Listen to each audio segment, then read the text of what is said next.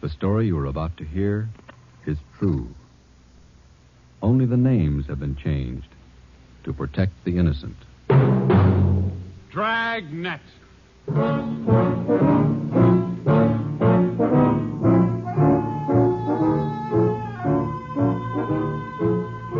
Dragnet, the documented drama of an actual crime, investigated and solved by the men who unrelentingly stand watch on the security of your home, your family, and your life.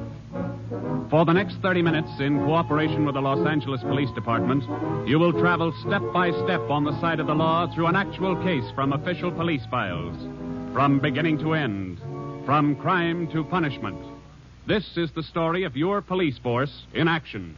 Dragnet.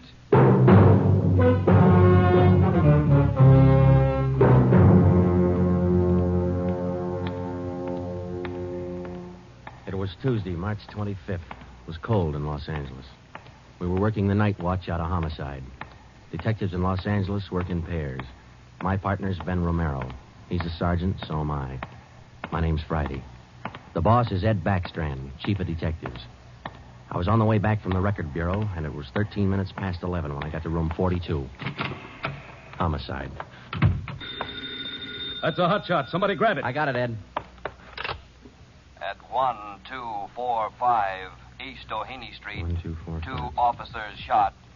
At 1245 East O'Haney Street, O'Haney Street. 2 officers Shot. What have you got, Friday? Read it. 2 officers shot. Where's Romero? Right here, Skipper. Okay, you've got one to roll on. Get going.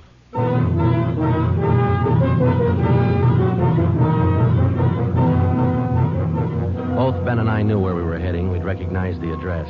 It was the Trapdoor Cafe, a joint in the south end of town that did business with a pretty rough crowd. 13 minutes later, we pulled up in front. 2 patrolmen had the crowd pretty well pushed back. There was a cruiser car in front of the cafe.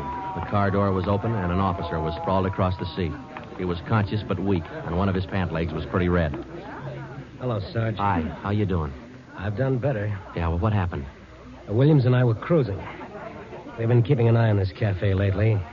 Tonight we decided to take a look. And just as we went in, 2 guys left in a hurry, the back door. We followed them out into the alley. It was dark out there, and I called to them. I said, "Hey, fellas, just a minute, I want to talk to you." They stopped? I'll see. One of them whirled. He had a gun in his left hand. He shot both of us. Left hand, huh? Williams went down and out. I went down, but I took a shot at them. No effect. And I started crawling out here to the car so I could call in. You started crawling? Yeah. Wait a minute, Emerson. Weren't there any people around by that time? Yeah, quite a few ran out after the shots. You mean nobody would help you to the car? That's right. Did you get a good look at either of the gunmen? Well, one of them was tall. I think he was a redhead. There was something funny about his nose.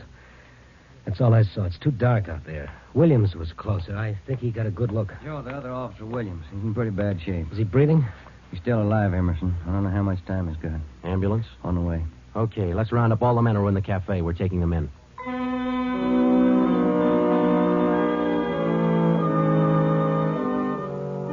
We took all the men back to the city hall. There were 23 in the Trapdoor Cafe at the time of the shooting. We questioned all of them. One of them said there had been a redhead in the place, but he couldn't describe him. Ben and I left the interrogation room, and we went back to the squad room. Friday, Romero. Got a minute? Yeah, Ed. Come on, Ben. Sit down. Okay. You get anything from those people you questioned? Nothing we could use. How's Williams? Pretty bad. When do they operate? As soon as he comes out of shock. Probably in the morning. You boys will be there. Yeah, we will. When the surgeon digs that slug out, get it and mark it for evidence. Yeah. Skipper, them 2 men shot without asking any questions. They must be hot. Yeah.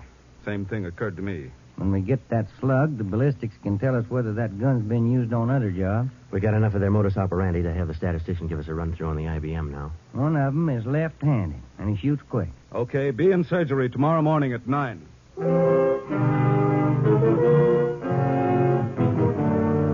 Neither Ben or I said much on the way home, but we were both thinking the same thing. I knew the chief was thinking it, too. Here were 2 men who'd shot a couple of police officers without asking any questions. Now, I suppose you've heard a lot of stories about what the force thinks of cop killers. Sure, we don't like to lose our friends and partners any better than anybody else would. Why not figure it this way? If these two guys would gun a couple of armed police officers, do you think they'd hesitate to shoot you, the unarmed citizen?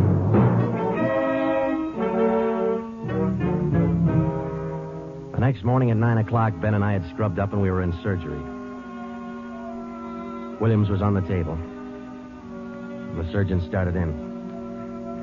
A lot of minutes later, he got the slug. As for Williams, they took out 7 feet of his intestine and said he might pull through.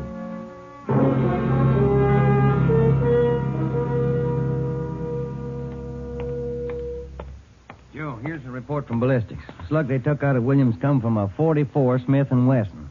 The same gun was used in a liquor store killing about a month ago. You call the statistician? Yeah, She's running all the cards on previous shooting through the IBM machine. She ought to be through about now. Let's take a look. Okay, come on.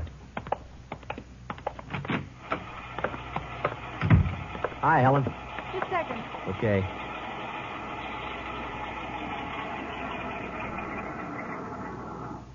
Well, that's it for it. These cards will give you all the shootings pulled by 2 men on foot who shot quick, one of them left-handed. Right. They're all yours. You sure can tell a lot from just a bunch of little holes in these cards, can't you? I can't, but this IBM machine can. It never ceases to amaze me. Okay, shall we check the cards, huh? Yeah, sure.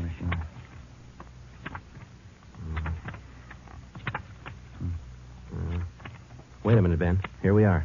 Huh? Yeah. Here's that liquor store killing ballistics tied the Smith & Wesson in on. Same gun that Emerson Williams was shot with? Well, it checks out.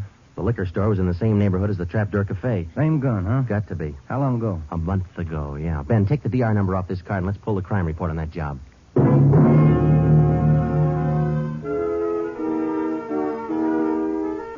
We pulled the crime report out of the files. It said that there was only one witness to that liquor store killing a month ago. That witness was a woman. Miss Forbes, I'm sorry to disturb you like this, but we'd like to ask some questions about that liquor store killing you witness a little over a month ago. Well, I told the police everything I knew about it then. Yeah, we know, but maybe you wouldn't mind telling us again, huh? Oh.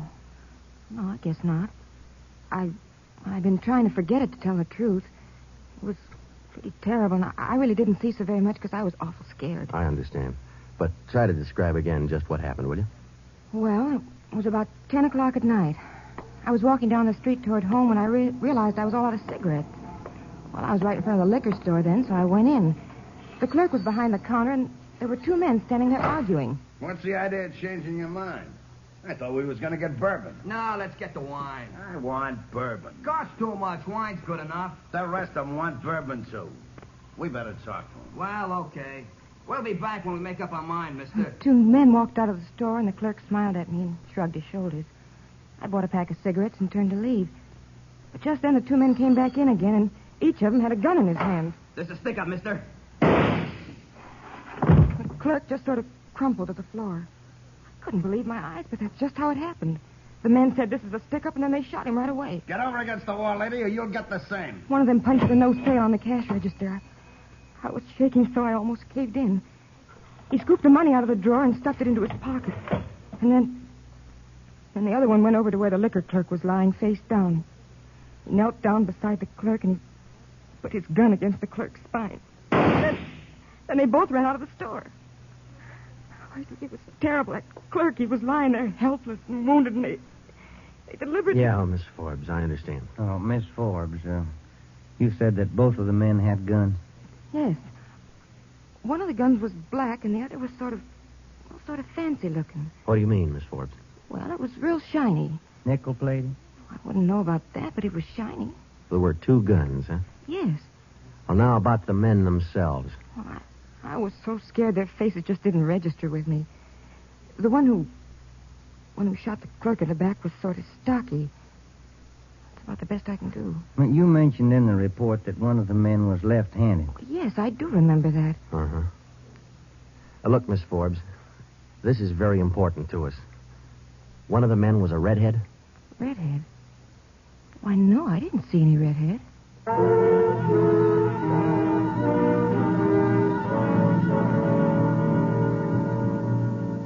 Skipper, me and Joe's run right smack into a stone wall on this thing. What's the complication? Well, there's more than one, Ed. In the first place, we know that the .44 Smith & Wesson was used in both shootings. But the descriptions of the men involved don't check. Police officer Emerson said he thought the man that shot him and Williams outside the Trapdoor Cafe was a tall, left-handed redhead. Said there's something funny about his nose. You think Williams got a better look at him? Well, he probably did, but Williams isn't strong enough to talk yet. And a girl that witnessed the liquor store killing a month ago said that one of those men was left-handed. But she said neither of them was a redhead. And on top of all that, now we've got 2 guns to worry about. The girl mentioned 2 guns, so we checked the autopsy report on that liquor clerk. And, Ed, the bullet that actually killed him came from a .32-20, not a .44 Smith & Wesson. That fact didn't get any publicity at the time, did it? No, it didn't. Okay. We won't give it any publicity now either. With a lot on, it's just the .44 Smith & Wesson we're after. Because if whoever owns the .32-20 finds out it's hot, we'll never get it. Anything else? Well, we sent teletypes to all outlying stations in neighboring cities. Told them if they get any red-headed suspects, no matter what charge they got them on, to hold them for questioning. Yeah. Now, how about this .32-20, the actual murder weapon? Any leads on it? We've got one, Ed. We've been checking the records, and we discovered that 4 hours after the liquor store killing, a taxi driver in the neighborhood was shot and robbed. Slug was pretty well mashed, but there was enough to tell it was from a .32-20. So we're going over to question the taxi driver now. Good. Well, I think you boys are on the right trail. So far, what we've got is mostly unrelated facts, but sooner or later, those facts have all got to tie in at some point along the line. Find that point. Yeah,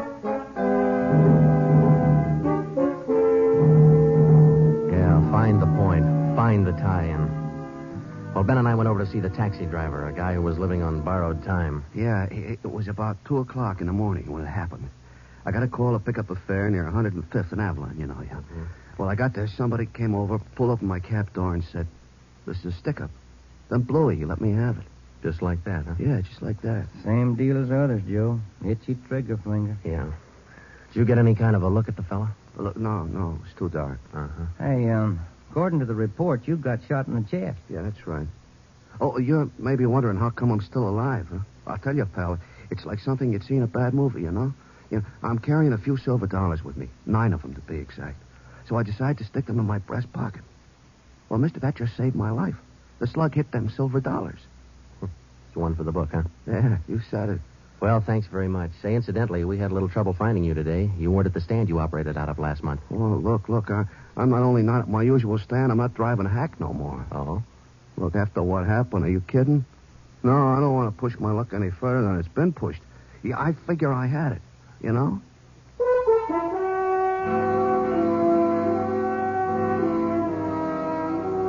And about that time, Ben and I were beginning to figure we'd had it.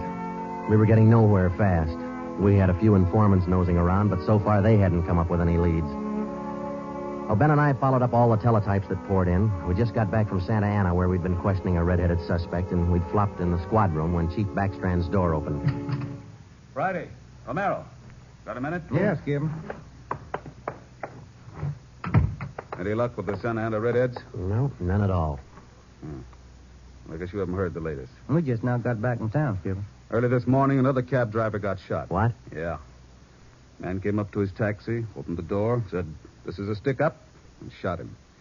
Bullet went through one leg and into the other, but the driver managed to start his cab and drove over to a cafe. He called in from there. Boys recovered the slug? Yeah. It came from the same .44 Smith & Wesson that was used in the other 2 jobs. The cab driver get a look at the gunman? Yeah, briefly. Was it the redhead? No. Oh, the stocky guy. He wasn't redheaded and he wasn't stocky. That's all the driver knows. Well, that's great. Skipper, this is beginning to sound like a Guns a Month club. You reckon somebody's renting them guns out? Well, they're passing the guns around all right, but I think they're working together. The way they operate indicates that. Yeah, the trigger-happy routine. Killing is apparently more than a business to them. It's pleasure, too. That's why we've got to get to them fast. Come over here. All right. Come on, Ben. Here. Take a look at this map. Uh-huh. Here's the Trapdoor Cafe, and over here's the liquor store. And down here is where the first cab driver got shot. Mm-hmm. Right here's where the second one got it. All of the shootings have taken place within an area of 10 square blocks. Okay. Tonight we're going to throw a blockade around that whole area. Good. It'll go into effect at 10 p.m. At 9:45 p.m., cars and officers started drifting into the area by 2s and 3s. And at 10, when Backstrand, Ben, and I arrived, the whole area was sewed up tighter than a tick. Now, code 3. Davis? All set? All set. We got a primary line and a secondary line. If anyone tries to make a break, we'll pick them up in the secondary. Okay. Friday and Romero here will cruise around the area with me. Go to work, men. Every car in the area was shaken down. The same process was also followed on all persons on foot. The blockade went on all night. By the end of that time, we'd brought in 217 suspects. 26 of them were redheads. What's your name? Henry Wagner. Where do you work? Lumberyard. Which one? First star. What time did you get through work last night? About 6, I guess. What'd you do then? Had some dinner. Where? Harry's Grill. Then what? Shot a little pool. Look, I tell you, I ain't done nothing. Now, let's go back to the day before yesterday. Did you work that? And that's the way it went all day long. We shot question after question at them, working them gradually back to the days on which the shootings had taken place. When it was all over, we got 6 men wanted in other cities on various charges. We got quite an assortment of guns and knives. But as far as the shootings were concerned, we got nothing. Well, I guess that's the last of them. Oh, I was running out of questions there at the end. You two boys better go on home and get some sleep. Well, I was kind of figuring on checking back over the reports to see if we might have overlooked something. I said go on home. You two boys have been at it for 32 hours straight. Look at you. You're both so groggy you can hardly stand up. You need sleep. It's 4 p.m. now. Don't come back until 10 p.m.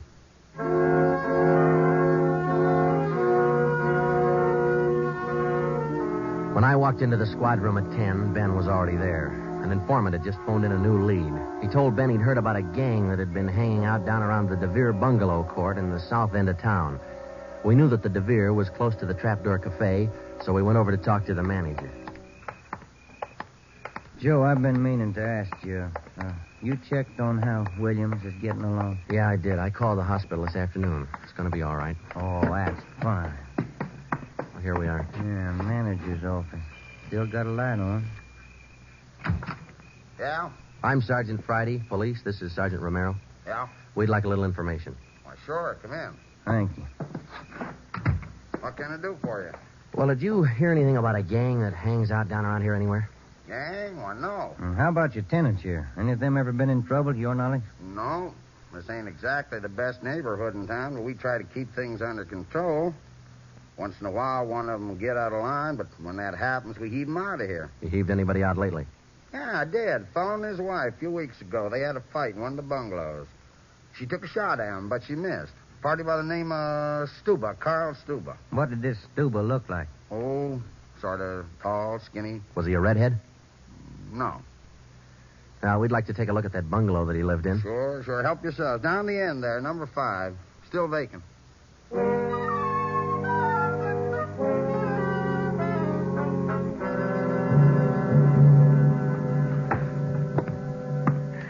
Well, I guess that does it. Stuba didn't leave a thing behind. Matter of fact, we don't have anything to prove that this Stuba's tied in at all. We're only working on a hunch. Hey, Joe, look. Where? Up on the wall there, just by the window. Oh, yeah. Yeah, that plaster there, it's newer than the rest. You got a knife? I sure have, boy, and I'm carving.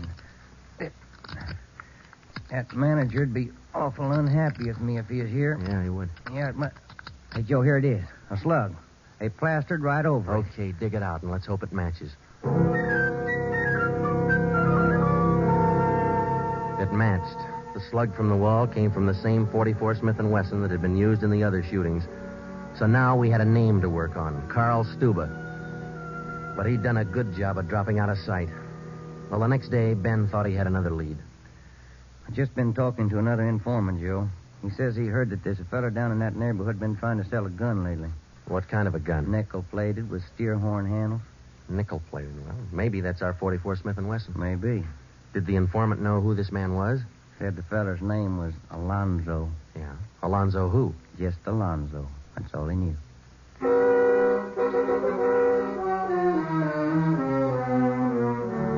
So now we had 2 names, Stuba and Alonzo, but no men to go with them. So we went back to making the rounds of the substations, interviewing red-headed suspects. We took a few of them to Williams, who was home from the hospital by now, but he couldn't identify any of them as the man who shot him. Still, we kept checking. Finally, we got around to the 77th Street station. We questioned the suspects they were holding there, and we just started to leave when one of the officers called us. Hey, Sarge, we're holding somebody else you might want to look at. Redhead? No. What's the charge? Suspicion of burglary. Small job. Oh, I don't know. What do you think, Ben? What's special about him? He lives in the same neighborhood where those shootings took place. All right. Where you got him? Down here. He admit anything? No. He's pretty surly. Here we are. Thanks. Hi. What do you want? I'm Sergeant Friday. This is Sergeant Romero. We'd like to ask you a few questions. Look, I already told the other cops all I know. I didn't steal no radio from that jerk. What's your name? We've been through all that once. Come on, what's your name? Jackson. Alonzo Jackson. Alonzo. I looked at Ben, and Ben looked at me. This could be the Alonzo who'd been trying to peddle that Smith & Wesson. Ben and I both knew here was one suspect we'd have to be real careful with. Alonzo, according to the records, this burglary you're suspected of took place on the night of the 27th. Look, how many times do I have to tell you guys they didn't have anything to do with it? You got an alibi for that night? Sure, I got an alibi. I was out with a couple of friends, I can tell you. What's your friends' names, Alonzo? One of them's Crandall, the other Stuber. Stuber, the guy who used to live in the bungalow court. Well, we told Alonzo he'd have to produce his two friends to give him an alibi for the burglary charge, and he bit. He went with us, and he pointed out where Stuber was living now. No wonder we hadn't been able to find him. It was a little shack at the back of a lot behind two houses. We thought it was a chicken coop at first. We took Alonzo back to the station, then we picked up Stuber. He was surprised to see us and not very happy. We took him in. Next, Alonzo gave us Crandall's address.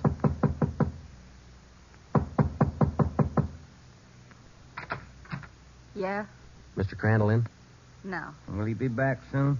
I don't know. Who are you? Sergeant Friday, Sergeant Romero, police. What do you want with him? Oh, nothing important, lady. We just wanted him as a witness. Oh. Well, I don't know just when he'll be back. Probably an hour or two. Okay, thanks.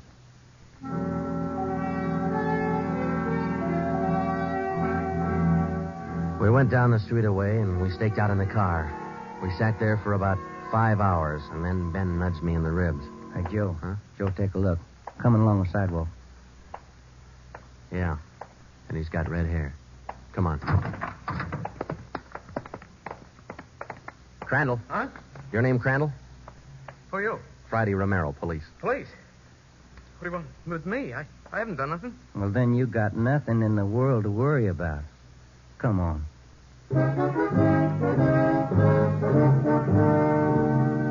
We questioned Crandall for an hour, but he wouldn't give an inch. Denied everything. Then we put him in a car, and we drove over to Officer Williams' house. I left Ben in the living room with Crandall while I went in Williams' bedroom. Hello, Sarge. Hi, Williams. How you doing? A little better, I think. That's fine. Look, we've got another redhead outside. Bring him in. Okay. All right, Crandall, come on in here. Who's in there? Why'd you bring me over here? Come on in here.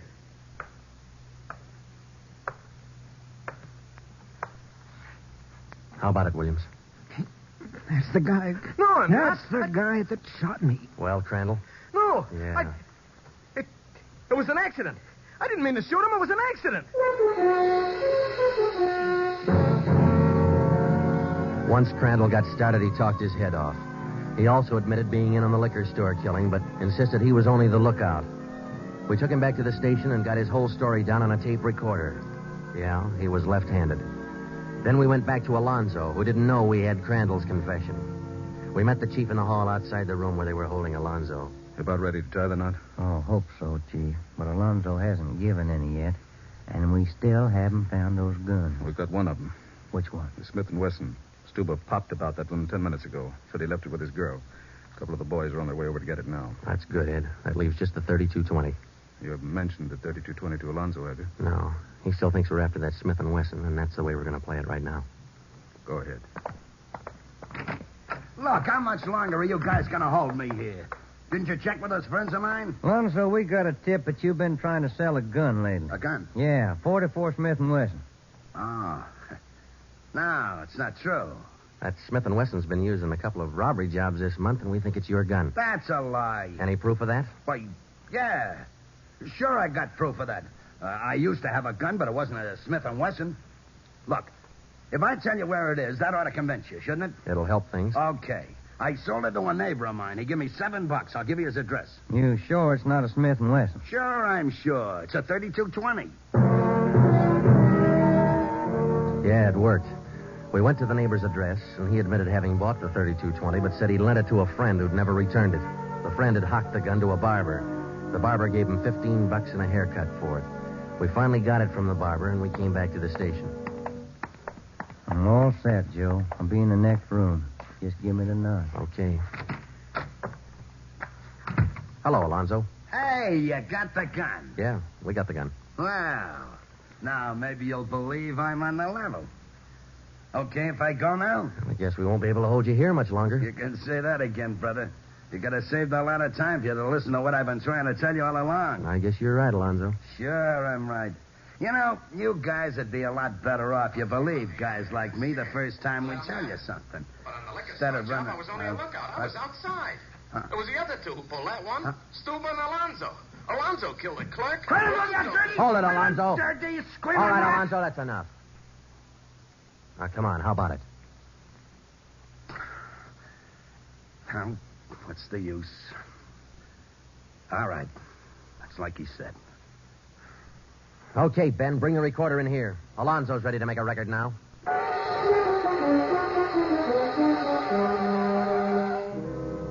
By playing back Crandall's statement that we'd recorded earlier, we got a full confession from Alonzo. We took the three of them out and had them reenact the 4 shootings, and we photographed it on sound film. Crandall, the redhead, was the one who'd shot the 2 police officers, but he was only the lookout for the liquor store killing, which explains why the girl witness didn't see him in the store. Stuba and Alonzo were the ones who pulled that job. And Alonzo, the worst of the bunch, was the one who put the 3220 against the spine of the wounded clerk. The 3 of them took turns at shooting the cab drivers and robbing them. That accounted for the mixed-up descriptions, including all that left-handed business. 2 of the 3 suspects happened to be left-handed. Well, that was the crop. Crandall, Alonzo, Stuba. 4 shootings, 3 robberies, 4 attempted murders, 1 murder. The 3 men were tried and convicted. They're all in the state penitentiary. Crandall's there for life. Alonzo and Stuba, they'll be executed next week. File it, will you, Ben?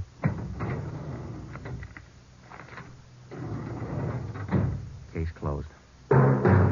Dragnet.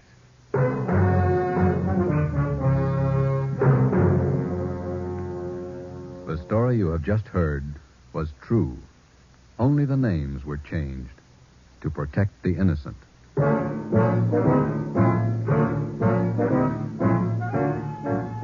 You have just heard the second in a new series of authentic cases from official files.